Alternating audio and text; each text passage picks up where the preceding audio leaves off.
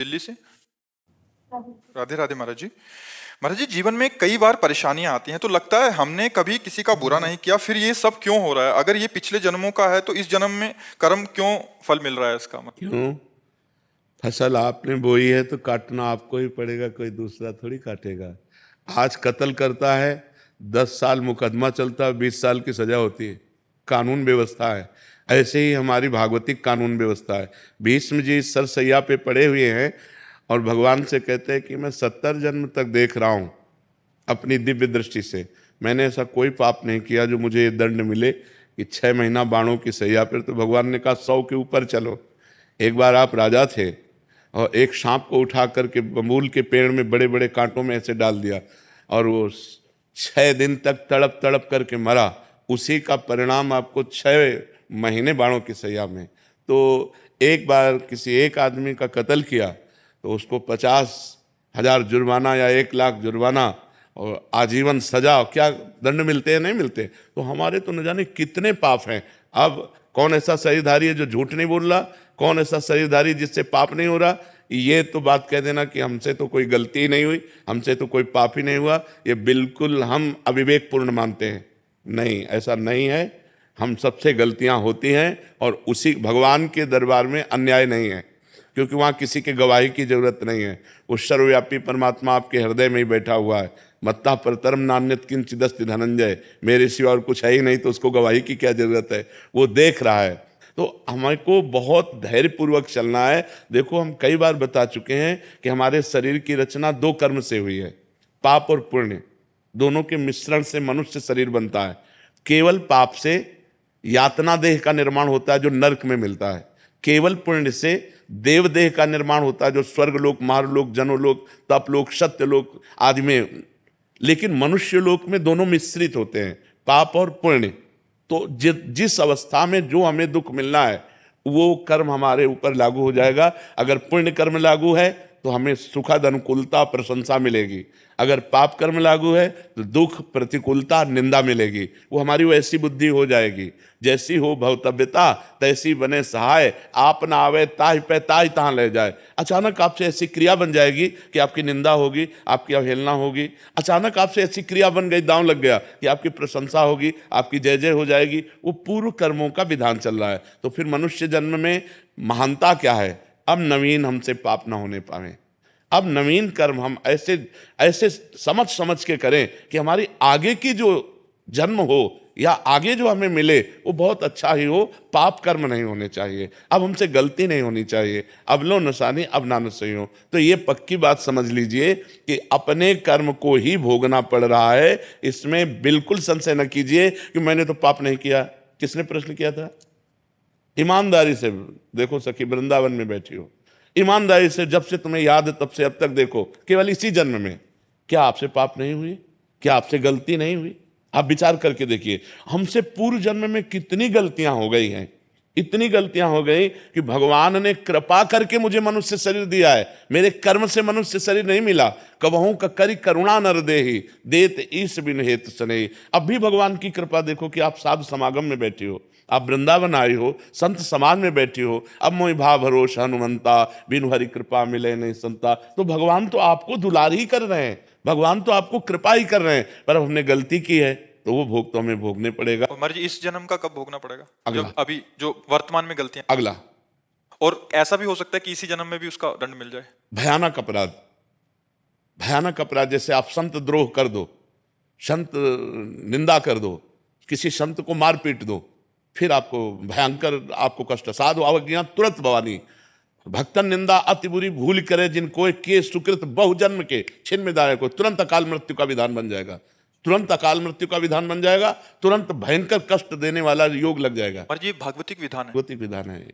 2 minute में किसी को मार दिया, इसके बाद आजीवन कारागार और उसको ऊपर से बोले 1 लाख रुपया जुर्माना। तो ये जो हम भोगने आते हैं मृत्यु लोक में, जुर्माना भोगने आते हैं। मूल सजा तो नरक में मिलती है, ये जुर्माना यहाँ होता है, उसको भोगना होता है। तो जो हमें भोगने को मिला उसे मिल, आगे हम कोई पाप कर्म नहीं करेंगे, आगे हम अच्छा भजन करेंगे तो हमें अच्छा मिलेगा। महाराज जी, लोग कहते हैं नरक तो किसने देखा है? अब कह दो कि किसने देखा? जब चोरी करोगे और जब तुम्हारे डंडा चलेंगे और जब जेल जाओगे तो अपने आप जान जाओगे कि जेल किसे कहते हैं। बोले किसने देखा है जेल? तो तस्मात् शास्त्रम प्रमाणम ते कार्याकार्यो व्यवस्थित हो। शास्त्र जो कह रहे हैं वो सत्य है, वो असत्य नहीं है। अब हमें बहुत छोटे हैं, कूप मंडूक हैं, जैसे कुआं का मेढक है ना, एक समुद्र का मेढक गया तो कुआं के मेढक ने कहा कहां से आए? बोले समुद्र से।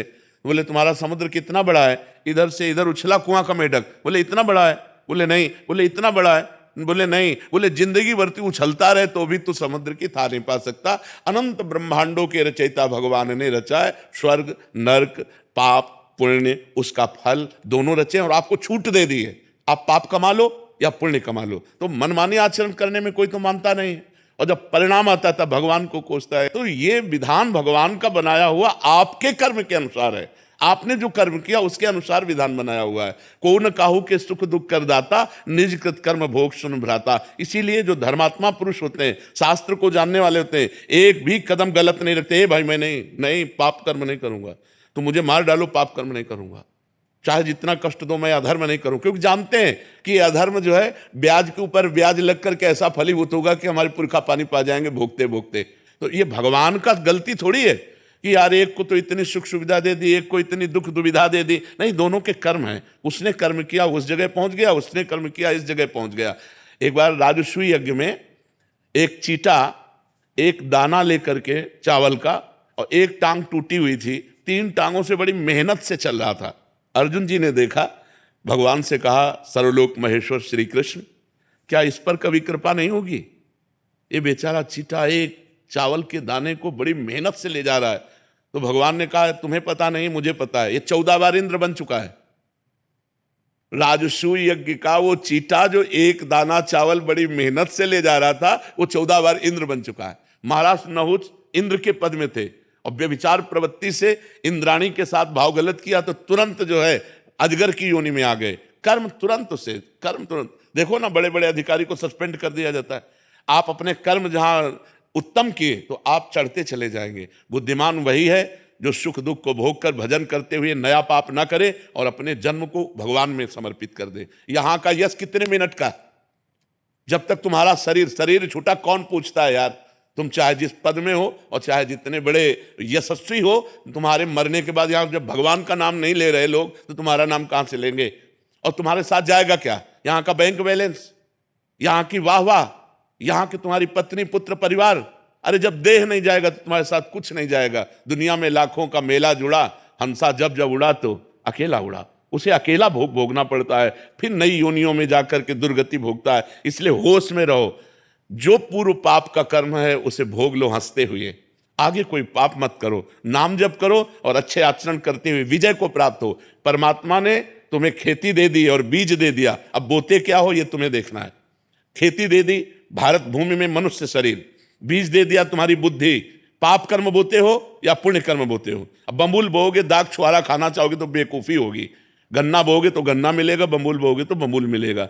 अवश्य में भोक्तव्यम कृतम कर्म शुभाशुभम। या मनमानी आचरण करते हैं, इसके बाद भगवान को दोष देते हैं। नहीं भाई, बहुत संभल करके करो, फिर देखो आपको आनंद आता है कि नहीं। हम अंदर की तुम्हें बात कहते हैं, यदि तुमसे पाप कर्म ना हो तो आप देखो आप सुख में ही डूबते चले जाओगे। लेकिन मनमानी आचरण करते हो, पाप करते हो, जब उसका दंड आता तो भगवान को कोसते हो। भगवान एक सर्व समर्थ पिता है जो तुम्हें दे दिया, अब तुम उसका बर्ताव क्या करते हो, अपनी श्वासों का, अपनी बुद्धि का, ये तुम देखो। अपनी श्वासें और बुद्धि गंदे कामों में लगाओगे, बोले सफाया करवा दिया, गर्भ गिरा दिया। अरे इतनी हमारे वैज्ञानिकों ने व्यवस्थाएं रखी है कि आप वहां तक पहुंचो ही मती। जब गर्भ आ गया है तो उसको नष्ट करो ही मती। वो भगवान का जीव अंश है, अब आप उसकी हत्या करोगे, उसका दंड मिलेगा कि नहीं मिलेगा? और जब दंड मिलेगा बोले हमने तो कोई पाप किया नहीं। पराये पुरुष से व्यभिचार करोगे, हमने कोई पाप नहीं किया। पराई स्त्री से व्यभिचार करोगे, हमने कोई, हमारा शास्त्र कह रहा है ये व्यभिचार है, ये पाप है। जिस स्त्री को स्वीकार करे आजीवन उसी पर ही अपने जीवन को निर्धारित रखे, किसी दूसरी स्त्री से सहवास न करे। एक स्त्री जिस पति को स्वीकार करे उसे भगवान मान करके आजीवन निर्वाह करे। ये हमारे भारत की पद्धति है। हमने कभी डिवोर्स नहीं सुना पीछे, ये अभी चला है, ये जो गर्लफ्रेंड बॉयफ्रेंड इन्हीं के बाद ये चला है। नहीं, हमने कभी डिवोर्स नहीं सुना।